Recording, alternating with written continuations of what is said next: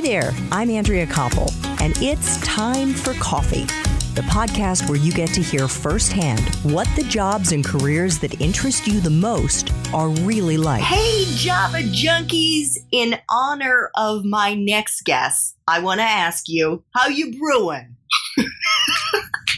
I know that is super corny, but one of my new T4C fans just shared with me this morning that little expression because apparently there's a coffee shop in New York that has that as its slogan. And since my next guests are from NYC, I think it's appropriate. So whatever you're brewing today, grab your mug and take a chug because it's time for another caffeinated career conversation. And my guests today are two young entrepreneurs who want to motivate other Java junkies to stop thinking about brewing it and to start doing it because that is exactly what they've done. Michael and Marc Guberti didn't do what so many teenagers who want to earn a little extra money often do, which is to go the newspaper routes, the dog walking, lawn mowing, babysitting path. No, instead, they became social media strategists and started their own businesses as teenagers. Michael, who is the older of the two brothers, is the founder of Smart Business People Services, a full-service digital marketing agency empowering orthodontists, medical estheticians, plastic surgeons, architects, insurance providers, and other industries. He is the winner of the Best Marketing Campaign of the Year award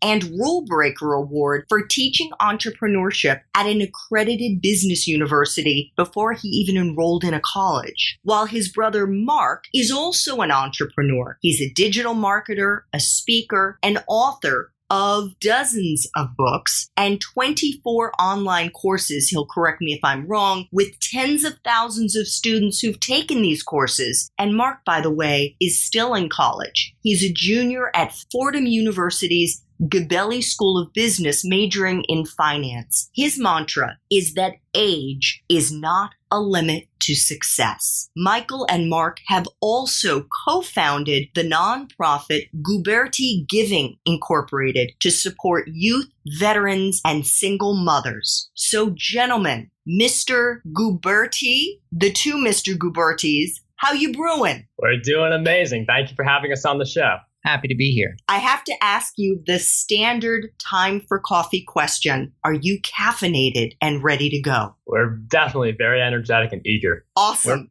I can tell you something. We are ready to go and as excited as you are for this interview. Thank you so much, Michael. So I would actually like to start with Marc's mantra that age is not a limit to success. Marc, how old were you when you started down the path of becoming an entrepreneur, and where do you think that drive came from? I started my journey towards entrepreneurship when I was 11, and it initially just started as a hobby. I created a blog about the Boston Red Sox that evolved into a lot of different blogs until I really found my place with digital marketing because I wanted to help other people be able to drive traffic to their messages. And I think that the drive for me is I always think about my audience when I'm crafting a new piece of content. How can I provide more value to them? And having a sense of community around my content really allows me to keep in mind the people who I'm creating the content for. And I think it's my entire audience that really gives me the fuel to continue growing my content brand and always remembering to provide them with even more value. Michael, what about you? How old were you when you started down the path of becoming an entrepreneur, and where do you think your drive came from? It fortunately happened at about a simultaneous time period with Marc. So there was alignment, at least from the starting point, which was positive because we could both grow together. And as to where the motivation arose, it would be to be a messenger for good people. Very often, the individuals I work with are both good individuals and they provide a quality service or product. So if it can help serve other people, then why not get the word out and do so in an effective, efficient way that can transform lives on every side of the interaction. So as I said in the introduction to the two of you, there are many, many teenagers who think about earning a little extra money, becoming entrepreneurs, and go more of the low-hanging fruit route, whether it's a newspaper, mowing the lawn, doing odd jobs. Why digital and why social media? What was it about that attracted the two of you? Well, digital marketing and just the whole concept of social media, you get put in front of a massive audience, and you have a really strong impact. I feel like we all feel really great when we're able to help others. And I feel like all of us want to help others. And with digital marketing, you're able to spread your message and help even more people. So it was these two mediums that allowed us to spread our message, but also help others with spreading their messages, attracting more customers, and just being able to get a lot more visibility. So this was something that my brother and I were both very passionate about, and it's something that a lot of people want help with as well. Michael? I would agree with that on grounds of scalability, flexibility that digital marketing affords to you. It allows for almost any opportunity or idea to come to pass. And quite originally, for myself, I was doing a Mets blog when all this began because I'm a New York Mets fan, true to my location. And I was putting a lot of time into the articles I was writing about who should be traded, who should the Mets get. And I figured people would find it interesting. So how can they read it if I think they would find it worth reading? So then it's a matter of how do you spread a message? And that is where a large part of this started. We're going to get into some of your recommendations for how Java Junkies can spread their blogs, their messages, their content in a few minutes. But Marc, I want to raise a quote that you have featured in some of your social media posts. You've said, "We all have great potential. We just need to unlock it." So how can Java Junkies, 18 to 25-year-olds, your peers, unlock their potential? One of the key things in unlocking your potential is first figuring out what exactly is it that you are trying to unlock.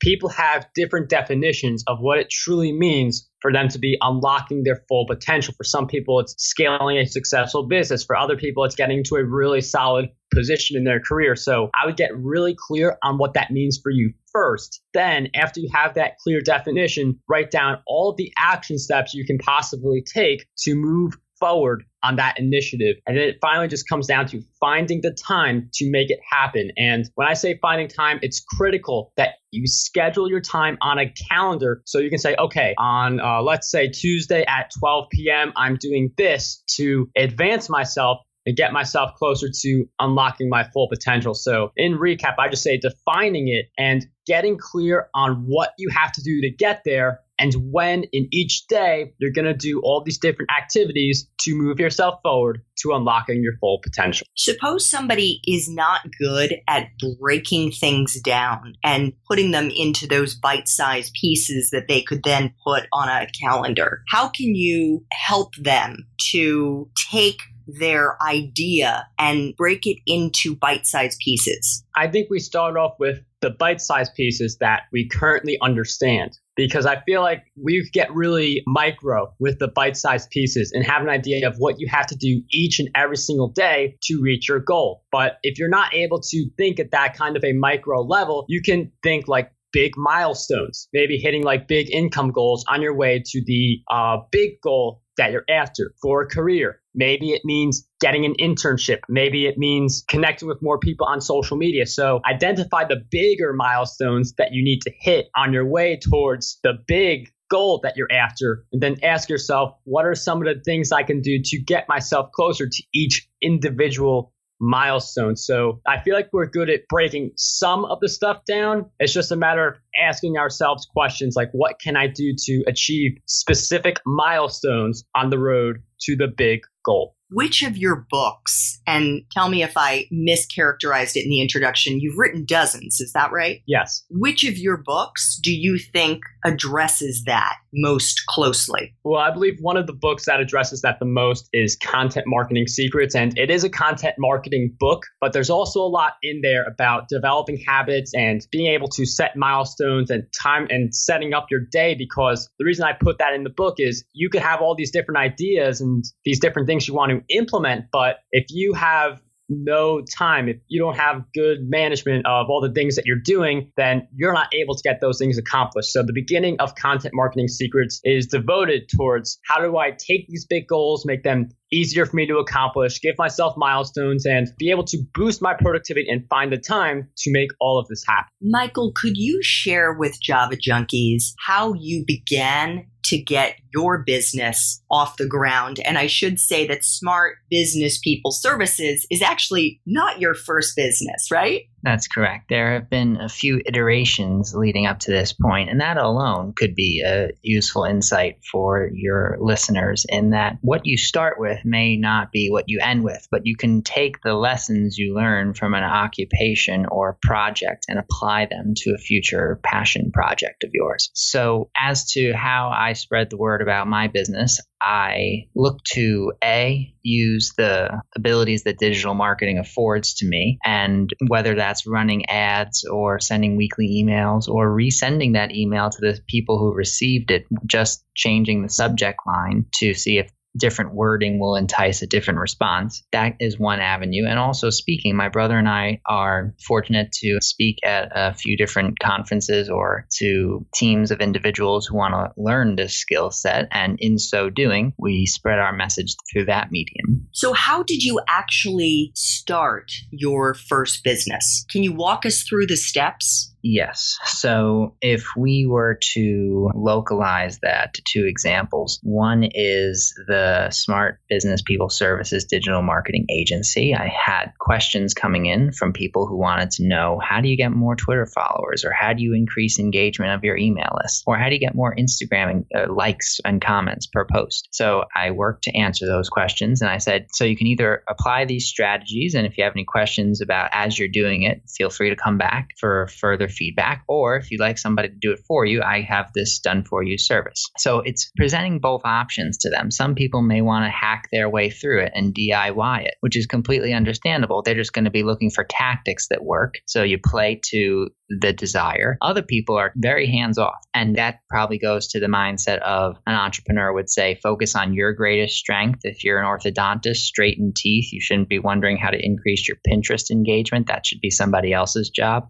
And it does make sense in that you're creating an all-star team where everybody does what they're best at, not having to relearn something that could have a 3-year learning curve, as an example. That would be the digital marketing agency. The second is Guberti Giving, which is our nonprofit, and that's just driven out of a desire to help our 3 audiences of interest: youth, single mothers, and veterans. We've done that for what's going on half a decade. Marc, you are still in school. As I mentioned, you're a junior at Fordham's Guberti School of Business. How do you juggle your schoolwork with the book writing? Before we started this interview, you mentioned you've just done your first audiobook. You have yet another book coming out, which we'll get into a little bit later. How are you able to use the time that you have so efficiently that you can do all of these other activities? Well, one of the key elements of that is that we all have 24 hours in a given day. The way we utilize those times really matter. But one of the things that I want to touch upon is that with the school schedule, it's very clear what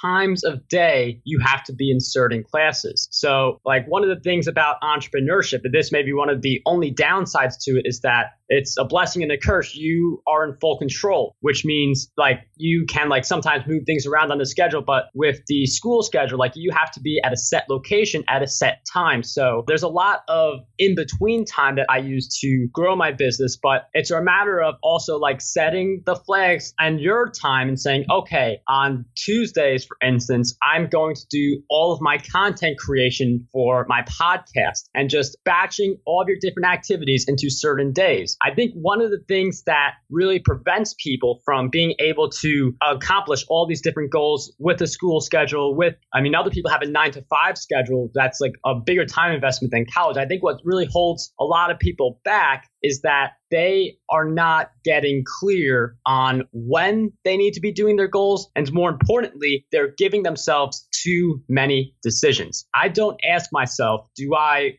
do the podcast episode? Do I write the book? Do I do the marketing? I set very specific times that I do each of those things. Like, as I mentioned, on Tuesdays, that's my recording day for my solo podcast and where I'm creating a lot of content. But towards the end of the week, those are the days that I devote towards marketing. So I feel like if you have a really strong system in place where you are batching your activities and putting them into certain days and setting times that you take as seriously, that you show up and you do work every day, just like going to a school class at like a certain time of day at a certain location. That's how you find the time to juggle all of these different things together. And it also matters who you surround yourself with, because you are the average of the 5 people you spend most of your time with. That's an interesting thought. Where did you pick that up? Is that some research that you've read, or is that just your own experience? The thought was originally coined by Jim Rohn, who said you're the average of the 5 people you spend most of your time with. And ever since I read that quote, I feel like there are so many people who I've had on my podcast, that quote seems to come up again and again. And I thought about it. And the moment I started the Breakthrough Success podcast, I was surrounding myself, and I know you noticed too, because with a podcast, you get around so many wonderful people, but I was surrounding myself with people who were achieving some massive success. And I saw myself achieving more success because I hosted the Breakthrough Success podcast. I was surrounding myself with people who were doing incredible things. So I feel like I've seen it in my life. I've seen it in other people's lives. And I feel like the moment you hear that phrase once, you just start to see it in action in your everyday life. That is so true. And I have to say that is one of the fringe benefits of doing Time for Coffee and getting to interview interesting, exciting people such as the two of you, Marc and Michael, is that no matter how old my guests are, I feel that I am getting so much out of this because of your life experiences, the lessons that you've learned, the experiences that you've had, and they just fill you up. They really do. Definitely.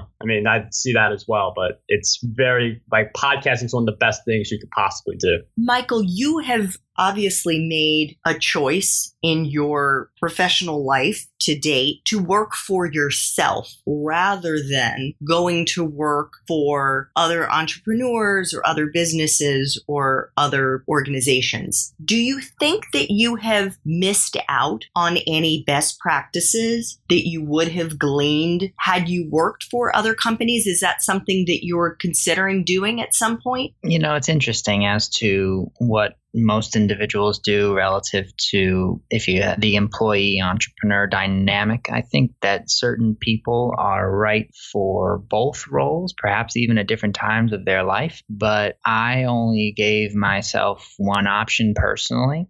And it was this one. So from that point forward, it was a matter of not do I want to do this, but how am I going to make this work? And what do you think the downside, if any, have been as a result of not working in another organization? There are pros and cons. So if we were to look at what did I miss, some items of interest could be the ability to relate to people if there's some office politics going on.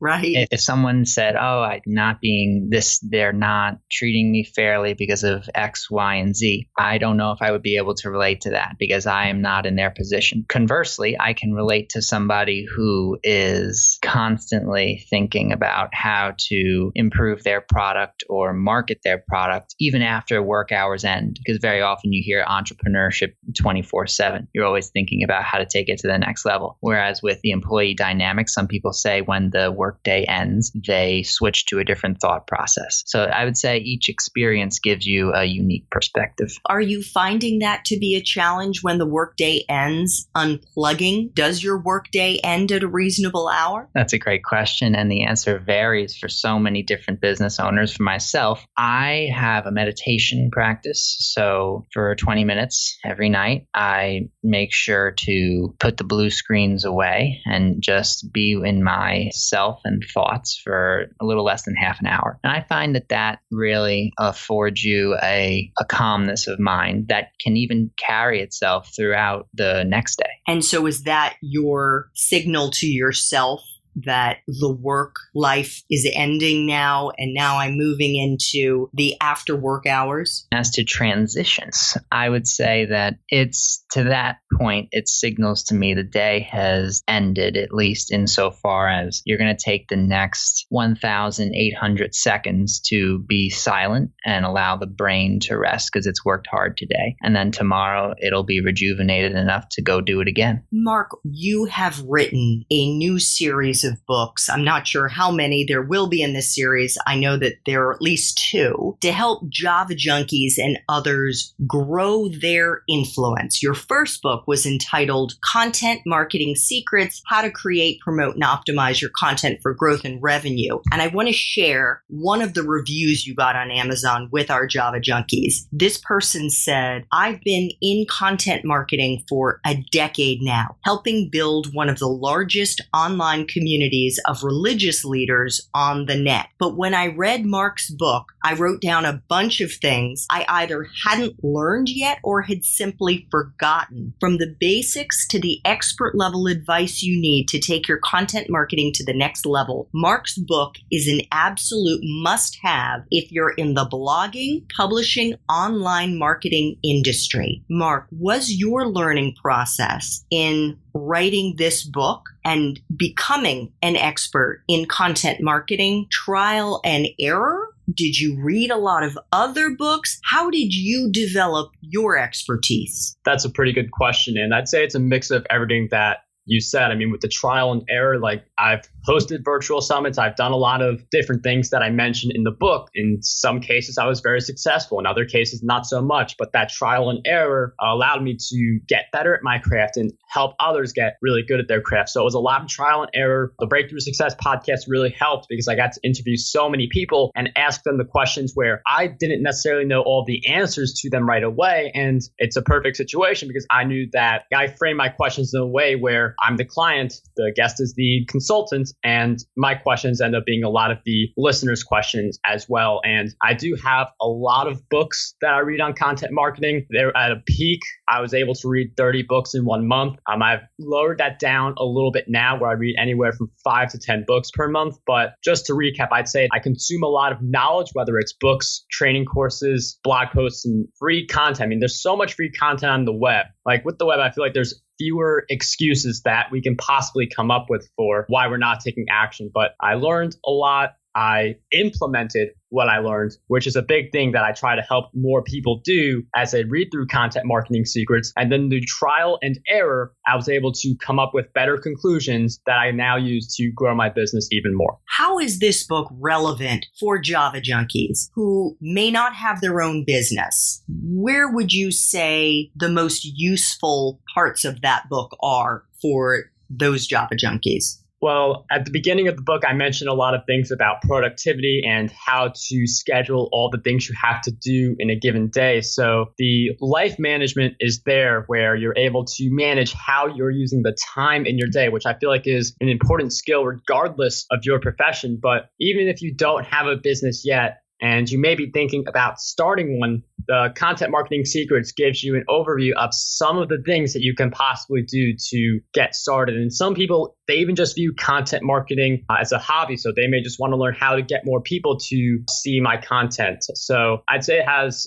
a lot of different value to a lot of different people. But of course, the book was obviously written for the content marketer who really wants to spread his or her presence, but it can benefit any audience group. Michael, when you started, or at least began to think about starting your own business, how did you get your first client? And how did you decide to focus on the niche that you did? The first client I had, apart from serving any of my family members with tech questions or how can we get this pop up to display on the website outside of my family, this was a individual I knew for years. and they were looking for social media assistance. And it was originally a casual conversation of, oh, you're looking to increase your followers on this platform? You know, I might want to try these 3 different things. That created the conversation. Oh, you know about this? Yeah, I'm familiar with the topic. I've been able to grow some audiences. Oh, really? Why don't we sit down? It was, interestingly, if you just break that down, value, where they had a question and I was able to supply an answer in a casual conversation, which created a professional correspondence, which has continued for going on 2+ years at the minimum. Has either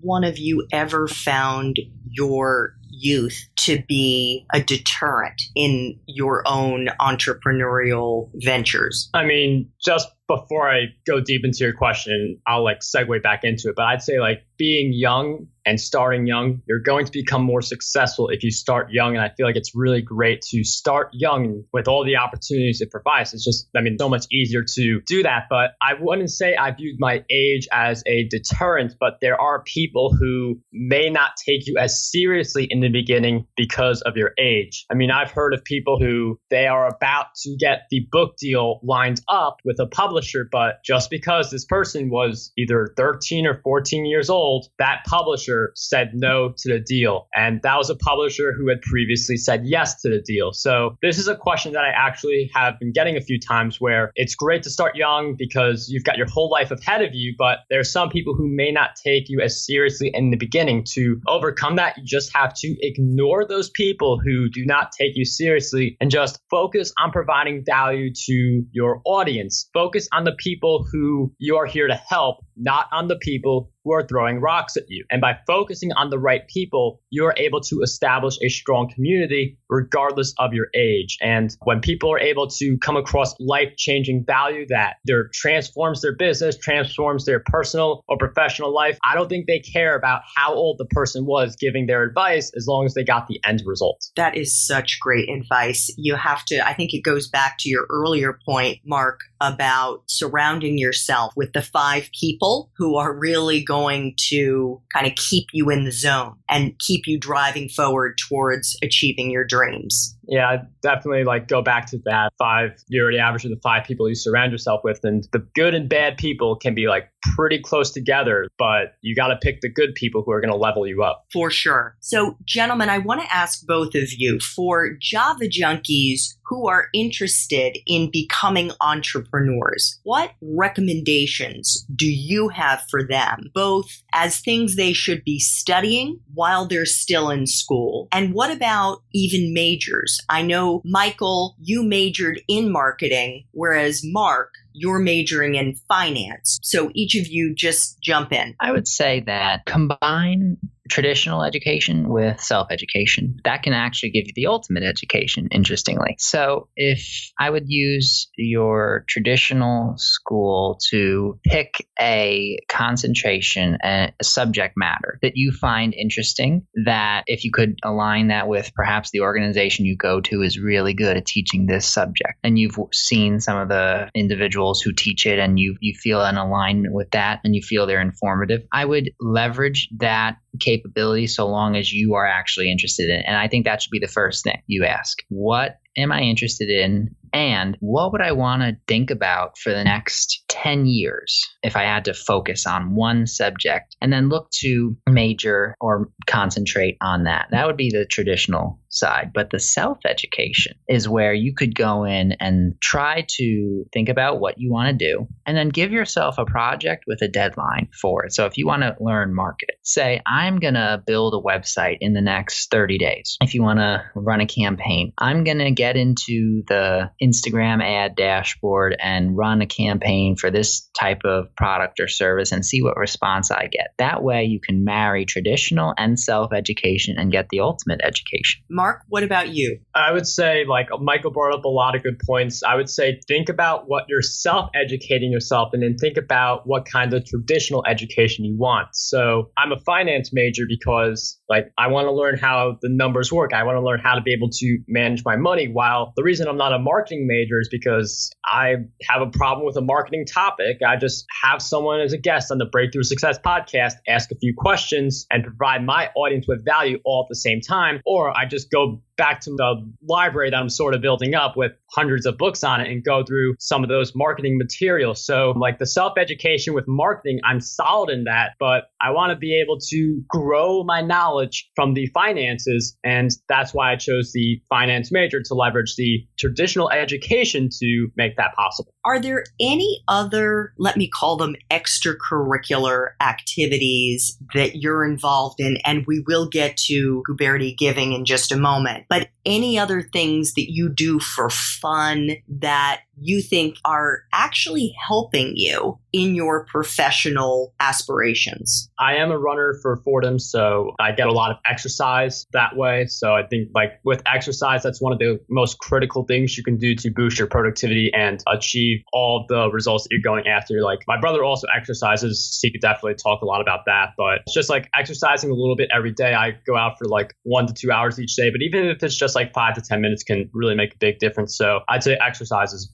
my big extracurricular. Michael? I would agree with that because it's something I do daily. Optimize what you've been given, which is your body. If you feel good, you're going to perform good. So if you can find a particular form of working out that you enjoy, I like yoga. So here we have the two dynamics. You have a Division I runner here who goes 10 miles a day, usually on average, sometimes more. And then you have a guy who's comfortable in downward facing dog doing Warrior 3. I would say that you got to pick what style you like, and then you can also use that time to listen to podcasts on a subject you're trying to increase your expertise in, so that you know you're going to be doing upper body workouts for 20 minutes. Why don't you just get your phone and play a podcast you really like or that can teach you something that's going to stay with you for the whole time you're working out, so you can enhance the body and the mind in the same amount of time. That actually is the reason why I started with an audio podcast and not going into the YouTube videos at this point, because I've also found that multitasking, whether it's cleaning the house, walking the dog, running errands, it's a great way to listen to a topic that you enjoy and use that free time. I agree. If you can optimize something where the body is going on automatic, or that you've done it so many times you could do it in your sleep, but you could also feed the mind, then you're being very efficient with your time. Michael and Marc, I've now alluded a few times to the nonprofit Guberti Giving that you started. Could you share with Java Junkies why you wanted to start this nonprofit and what Guberti Giving does? Yes. So the purpose of this is to empower youth, single moms, and veterans. And I would give great credit, as always, to my mother, who said, no matter what you do, make sure you give to other people. So we've been doing this for 4+ going on 5 years, where at some point in time during the year, we're holding a workshop for one of those 3 audiences. And we've been fortunate to have people walk out of those workshops transformed to the point where they're willing to say it in front of us and in front of a camera, and we check back in on them, so much to the point where they remember the lessons that they were informed of months or years later after the fact. And that for us is the reward of transformation in the life of another person, which is leaving a legacy in many ways, because you can positively impact people years even after you're gone. Because if you teach someone to believe in themselves, then if they have a family, they're going to teach their son or daughter to believe in themselves. And that can carry on through generations, so that impact lives on and almost becomes immortal. So that's who we serve, why we serve them, and why we're going to continue to serve them. Marc, why did you pick those 3 groups of people: youth, veterans, and single mothers? Well, we picked those groups of people because they're groups of people who we want to help and we can relate to a little bit, where like teens we can relate to very much. Our grandpa he served in the Navy, so we want to help vets. And the single moms, like we know some single moms, so we want to help them as well. No, that's just wonderful. And we'll make sure to include in our show notes for Java Junkies, if they want to support Guberti Giving, where they can go to do that. Final time for coffee question here, gentlemen. If you would, I recognize that you're both quite young, but you've been in the working world now for a number of years. If you would, I try to ask all Time for Coffee guests if they could share with other Java junkies a time in their professional life when they hit a rough patch, whether it was working for a challenging supervisor or boss, whether they got fired, whatever it was, and how they dealt with that particular roadblock and managed to get to the other side. So, Michael, why don't we start with you, and then Mark, if you want to jump in. Well, we can relate that to the digital marketing agency, Smart Business People Services. So if it's in the middle of the summer and everybody's busy going on vacations, coming from vacations, going to events, and meanwhile you are at home doing your tagging and adding pixels to websites and building out your landing page and trying to put the video on the opt-in page and hoping that the wording on your ad converts individuals to take a response. And you've been working on this for a couple hours and you're 80% done, and it's been a few weeks where you haven't heard from somebody, not as many inquiries are coming in as during the non-summer months. That's when you need to remind yourself that the diligence you're putting in now can reward you in the future, that you're planting seeds and you're going to reap a harvest later on. Don't get discouraged when the seed is in the ground growing, because you have to remember it's going to come out a tall, victorious plant at the end. So I would say keep working and commit yourself to the word daily, because if you're going to do something, you got to do it every day. Mark, what about you? Has there been a time in your professional life to date when you've hit some kind of a hurdle and had to find a way to get to the other side? I'd say it's when I was hosting the Content Marketing Success Summit, all the prep work that led up to that summit and a few things happening in the background that really had a toll on me. So like just being able to not just organize my first virtual summit, but to get through all the background stuff. So I'd say like when you are pursuing this big project, but you have some kind of energy drain for some reason, it just really comes back to tapping into your why. And for me, that was to provide value to my audience. In the moment, I focused more on my audience and less about the things that I was going through. It was easier for me to do all the work to make the Content Marketing Success Summit a great event for all of the attendees. Mark and Michael, I want to say sincerely, thank you so much for making time for coffee with me and the Time for Coffee community today. You are both remarkable young men, and I have such tremendous admiration for what